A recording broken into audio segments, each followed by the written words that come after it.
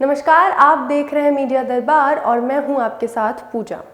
सर्वोच्च अदालत में देश भर में हो रहे किसान आंदोलन को लेकर कई याचिकाएं लगातार दायर की जा रही हैं, जिसमें अपनी अपनी तरह की मांगे या सुझाव भी शामिल हैं। इसी क्रम में आज हम आपको ऐसी दो याचिकाओं के बारे में बताते हैं जो एक दूसरे के बिल्कुल विपरीत की गई हैं। पहली याचिका ऋषभ शर्मा, जो एक लॉ के छात्र हैं, उन्होंने वकील ओम प्रकाश परिहार के माध्यम से सुप्रीम कोर्ट में दायर की है। सुप्रीम कोर्ट में दायर की गई अपनी इस याचिका में उन्होंने कहा है कि दिल्ली एनसीआर की सीमा पर प्रदर्शन कर रहे किसानों को इस आधार पर हटाया जाना चाहिए क्योंकि वे दिल्ली में फैलने वाले कोविड-19 के खतरे को और अधिक बढ़ाते हैं। इस याचिका में यह भी कहा गया है कि प्रदर्शनकारी इस तरह सड़कों को जाम कर आम लोगों के लिए आपातकालीन चिकित्सा सेवाओं तक पहुंचने में बाधा उत्पन्न कर रहे हैं। इस याचिका में यह भी दलील दी गई है कि चूंकि वायरस तेजी से फैल रहा है और दिल्ली में कोविड-19 के मामले दिन प्रतिदिन बढ़ रहे हैं, यह सर्वोपरि है कि इस विरोध को तत्काल रूप से रोका जाए। याचिका में निर्देश दिया गया है कि प्रदर्शनकारियों को विरोध के लिए निर्धारित स्थानों पर शिफ्ट करने के लिए कहा जाए और उन्हें निर्देश दिया जाए कि वे सामाजिक दूरी और फेस मास्क संबंधित कोविड-19 मापदंडों का भी पालन करें। इसी के विपरीत एक और याचिका सुप्रीम कोर्ट में दायर की गई है जो ठीक इसके उलट है। किसानों की मांग पर विचार करने के लिए केंद्र और राज्य को निर्देश देने के लिए सर्वोच्च न्यायालय के समक्ष ये याचिका दायर की गई है।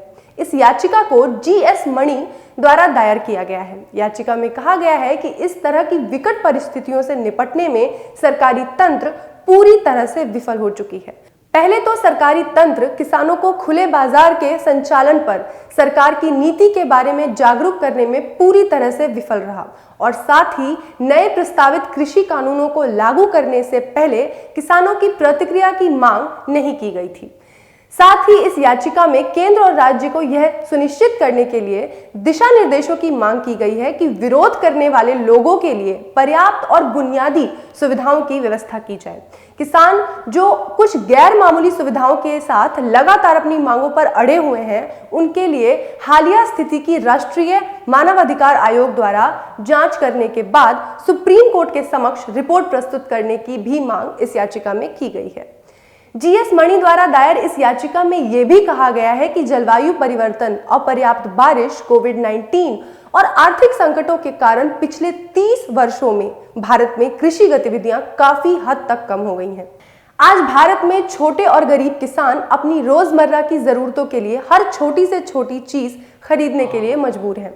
इस याचिका में केंद्र सरकार पर प्रहार करते हुए कहा गया है कि सरकारी तंत्र किसानों को खुले बाजार के संचालन के बारे में और अपनी नीतियों से अवगत कराने में पूरी तरह से विफल रही है और लागू किए गए कृषि कानून लागू करने के पूर्व किसानों से बातचीत की कोशिश भी नहीं की गई थी।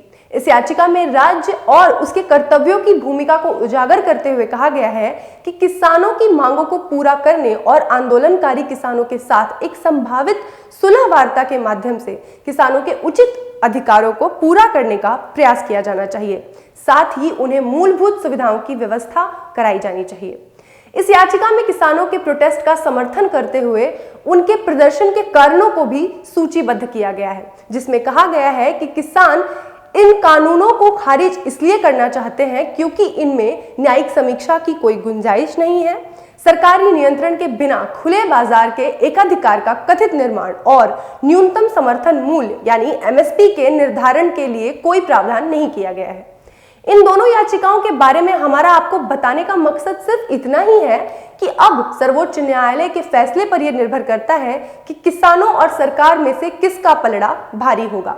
इन दोनों ही याचिकाओं पर सुनवाई के बाद यह भी साफ हो जाएगा कि सर्वोच्च न्यायालय का इस पूरे विवाद पर क्या पक्ष है।